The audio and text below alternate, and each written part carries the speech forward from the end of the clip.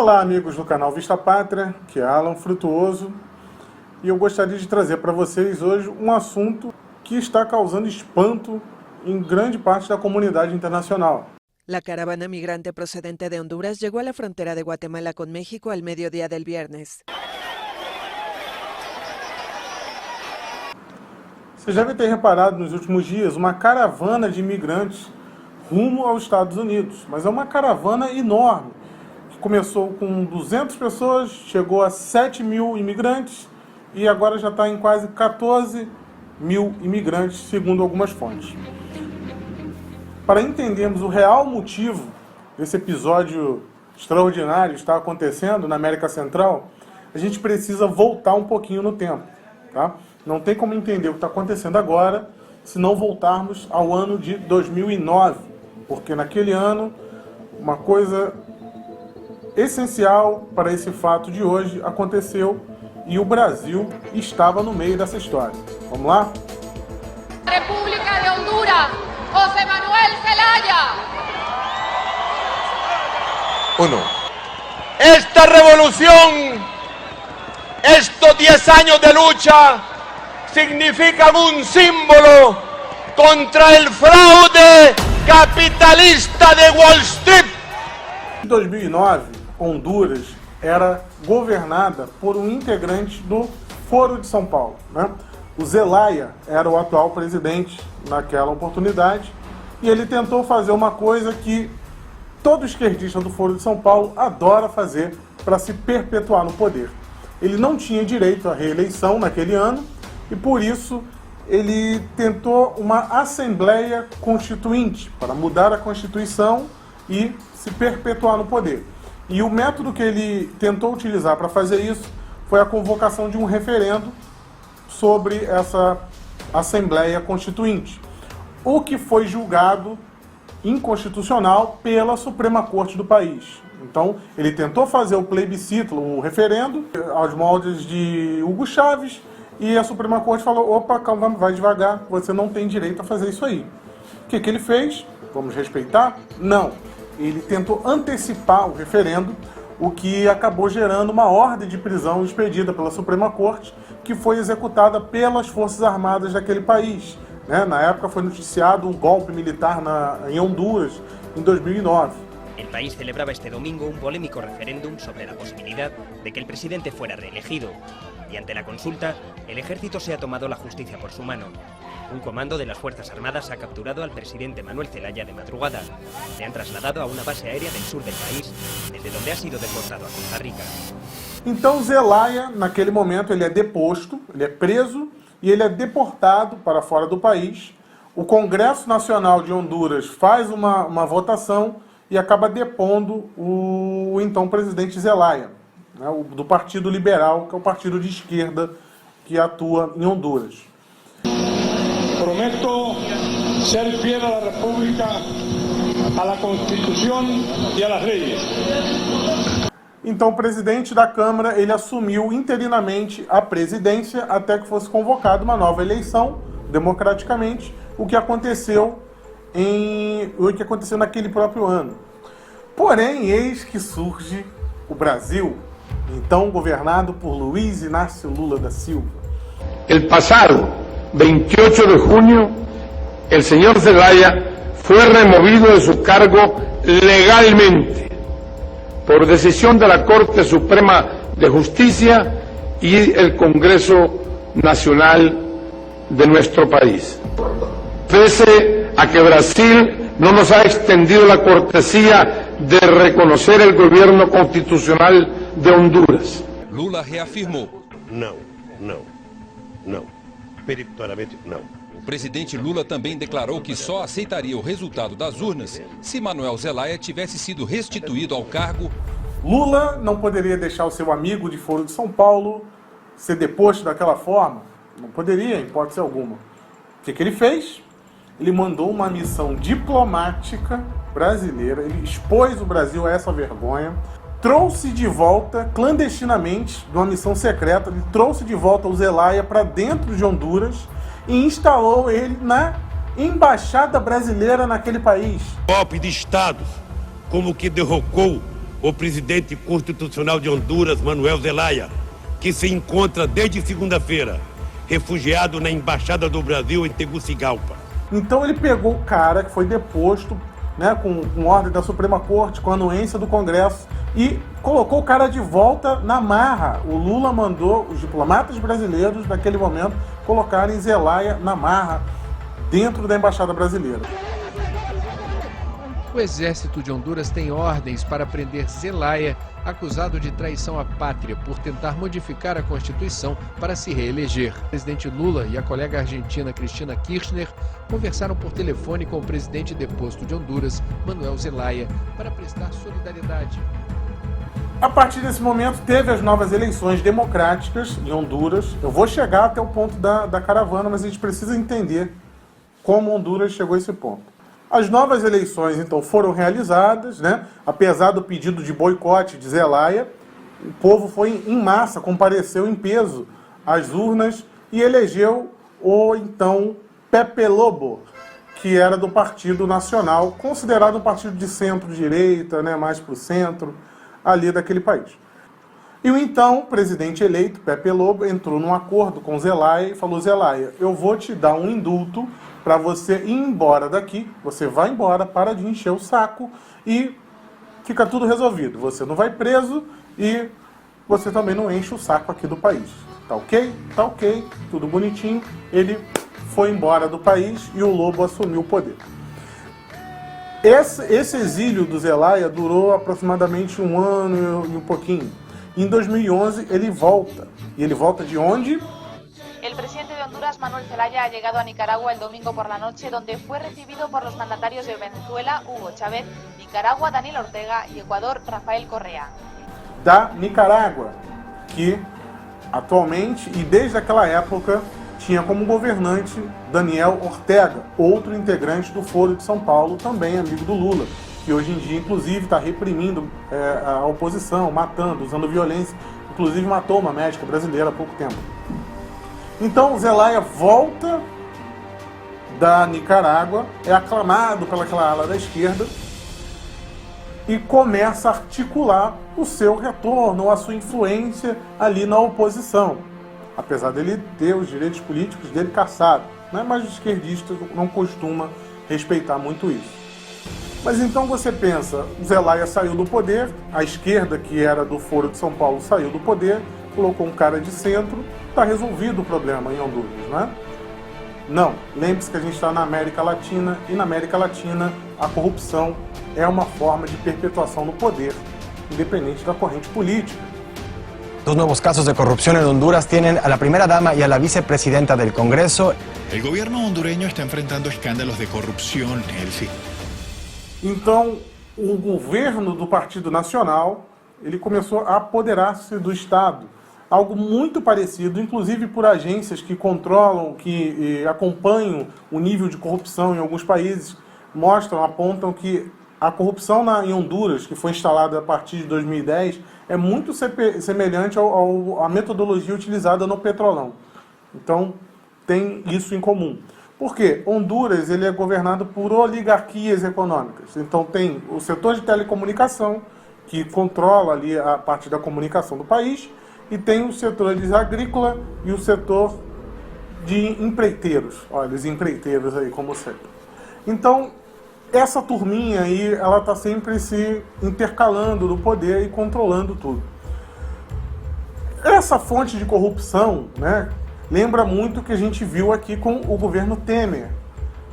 O que acontece? A esquerda ela logo cresce, ela está vendo, olha como eles são corruptos, aí começam a insuflar as massas. E foi exatamente isso que a esquerda daquele país começou a fazer com as denúncias de corrupção. Em 2014 entra o que era então o presidente da Câmara, o Hernández, que também era do partido do Pepe Lobo, que o Pepe Lobo vai ser condenado nos Estados Unidos posteriormente por corrupção.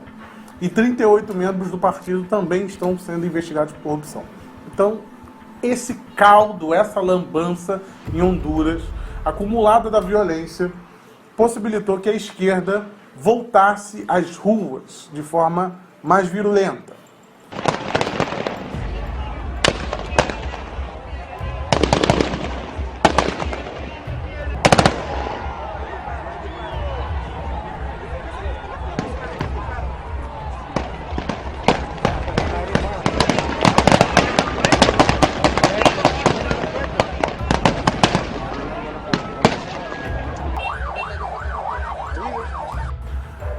Então, em 2017, né, a gente já avança em 7 anos de governo do Partido Nacional, que é um partido mais centro-direita, envolto em todo esse esquema de corrupção. Então a gente chega ao ano de 2017 com eleições entre a centro-direita e a esquerda do Partido Liberal, Partido Libre. Então Nezhalya, que é o Salvador Nezhalya, ele vai para o pleito com Hernandes e perde. Só que ele perdeu de uma forma meio conturbada. Houve uma interrupção na contagem dos votos, que demorou alguns dias, e depois, quando a contagem reapareceu, o esquerdista estava na frente, e depois ele, quando volta, ele já está atrás e acaba perdendo a eleição por 1% dos votos, algo em torno de 250 mil votos. Isso aí foi um prato cheio para o pessoal ir para a rua, e quem surge? Ele mesmo, o Zelaya, lá com o seu chapéu de cowboy e o seu bigodão, surge às ruas para insuflar o povo de forma violenta contra essa suposta fraude eleitoral. Óigame, coroneles, ¿y ustedes dónde estudiaron? ¿En los Estados Unidos? E desde então, esse caos na estabilidade da segurança, na violência das ruas, foi só aumentando. Então, todo esse clima de instabilidade era o que a esquerda queria para tentar voltar ao poder. E como Zelaya, né, que está ativo agora nos atos políticos de esquerda de Honduras, ele é amigo de Nicolás Maduro.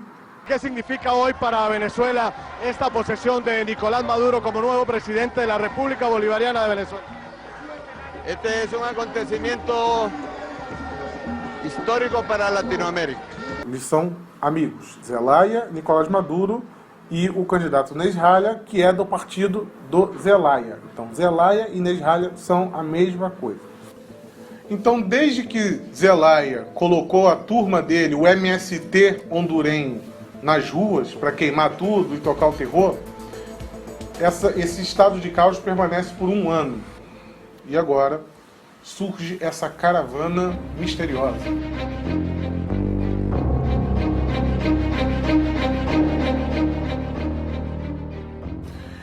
É muita inocência acreditar que, do nada, algumas pessoas que estão na pobreza em grande parte da sua vida decidiram todas se levantar, chamar os seus vizinhos e todos saírem a pé, caminhando metade da América Central rumo aos Estados Unidos.